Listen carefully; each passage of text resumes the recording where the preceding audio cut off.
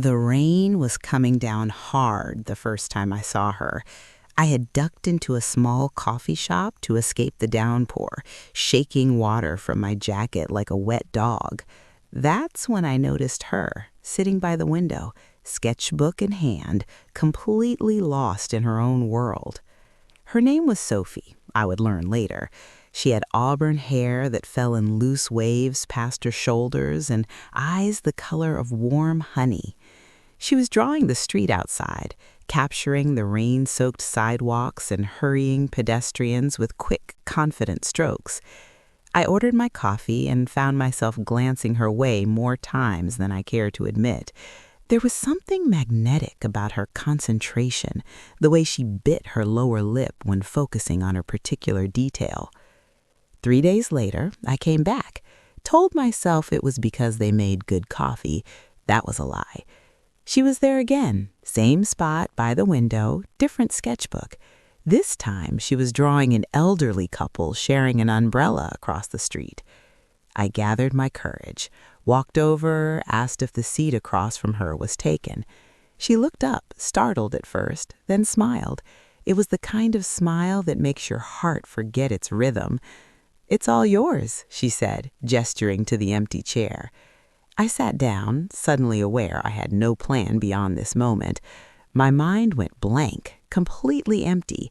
Years of education, and I couldn't string together a single intelligent sentence. "I'm Daniel," I finally managed. Brilliant, revolutionary, a true wordsmith. "Sophie," she extended her hand. Her fingers were stained with graphite. "You were here Monday, weren't you? The guy who looked like he'd gone swimming in his clothes." I laughed, embarrassed. "That obvious?" "I'm an artist. I notice things." She tilted her head, studying me with those amber eyes. "You kept looking over here. Made me wonder if I had something on my face." My cheeks burned. "No, nothing on your face. Your drawings, they caught my attention." She raised an eyebrow, clearly not buying it entirely, but let me off the hook. She turned the sketchbook toward me, showing her work. Cityscapes, strangers, moments frozen in time. "I come here to practice," she explained. "People are the hardest subjects. They never stay still long enough." "What about me?" The words tumbled out before I could stop them. "I could stay still." She laughed, a bright sound that warmed something deep in my chest. "Are you offering to model for me, Daniel?" "If it means I get to sit here and talk to you, absolutely." She considered me for a long moment. Then she flipped to a fresh page. "All right, don't move and try to look natural." That became our routine. Every Tuesday and Thursday afternoon, I would sit across from Sophie in that little coffee shop while she sketched. We talked about everything, her dreams of having her own gallery someday, my work as an architect, designing buildings I hoped would outlast me, our families, our fears, our favorite books and worst dates. Weeks turned into months. The rain gave way to sunshine, then to falling leaves, then to the first frost of winter. Our coffee shop meetings extended into dinners, then movies, then long walks through the city at night when the streets were quiet and the stars were bright. I was falling for her, hard and fast and completely without a safety net. But I was afraid. My last relationship had ended badly, leaving scars that still ached when pressed. I had sworn off love, convinced myself I was better alone, safer, less likely to get hurt. Sophie sensed my hesitation. She never pushed, never demanded more than I was ready to give, but I could see it in her eyes sometimes, a flicker of uncertainty, a question she was too kind to ask out loud. One evening, we were walking along the river, our breath forming small clouds in the cold air. She stopped suddenly, turning to face me. "Daniel, what are we doing?" The question hung between us, heavy and unavoidable. "What do you mean?" I asked, though I knew exactly what she meant. "This," she gestured between us. "Us! We've been dancing around something for months now. I need to know if it's just me, if I'm imagining things." I looked at her. Standing there in her wool coat with snowflakes catching in her hair, she looked beautiful, vulnerable, brave in a way I wasn't sure I could match. "It's not just you," I admitted quietly. "Then why do you keep pulling away? Every time we get close, really close, you retreat, like you're afraid of something." I took a deep breath. The cold air filled my lungs, sharp and clarifying. "I am afraid," I confessed. "My last relationship, it broke me, Sophie. I gave everything I had and it wasn't enough. She left and I spent 2 years putting myself back together. I'm terrified of going through that again." Sophie stepped closer, her gloved hand finding mine.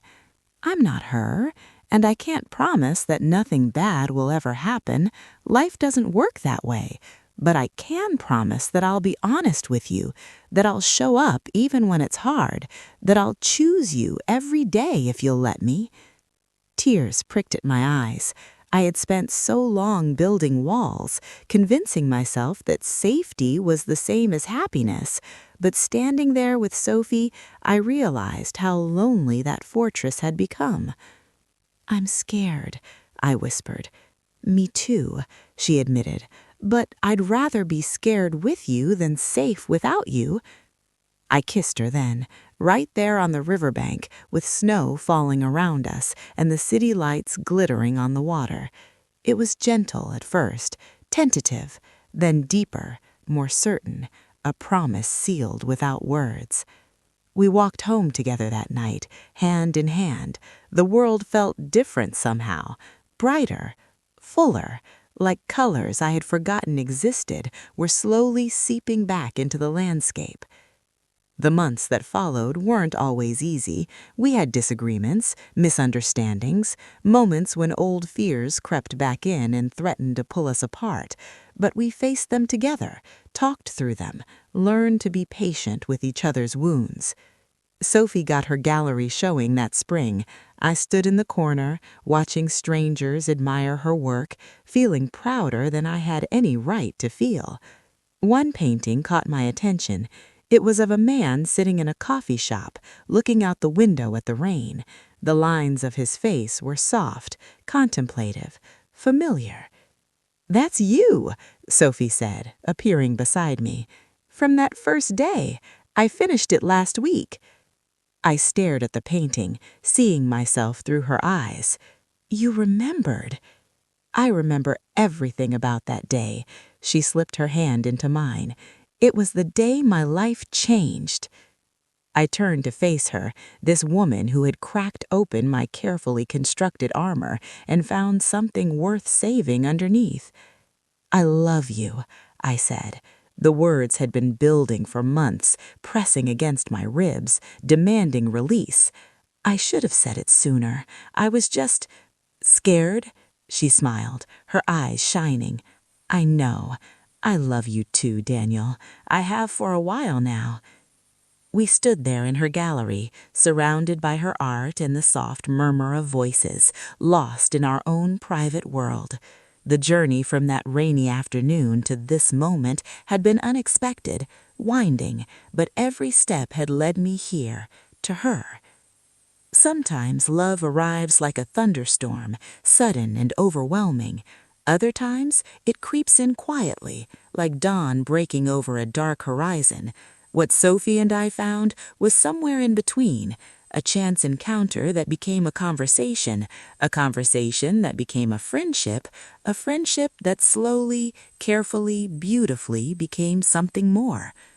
A year later, I proposed. Same coffee shop, same table by the window. She said yes before I even finished the question. Some stories end with a grand gesture, a dramatic climax that ties everything together in a neat bow. Ours ended quietly, the way it began. Two people who found each other in a moment of rain and decided to build something lasting, something real. The coffee shop on Maple Street is still there. We go back sometimes, sit at our table and watch the world go by outside. Sophie still sketches. I still watch her, captivated by the way she sees beauty in ordinary things. And every time it rains, I think of that first day, the best accident of my life.